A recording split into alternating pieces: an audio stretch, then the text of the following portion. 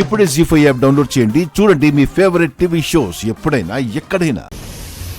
ఈ ఆకులో జరిగినదంతా నీకు దర్శనమవుతుంది.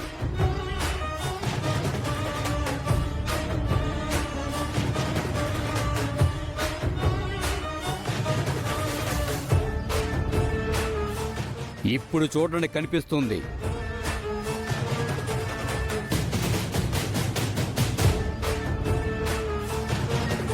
అదిగో గుండెమ్మ హాస్పిటల్ తీసుకొచ్చాం.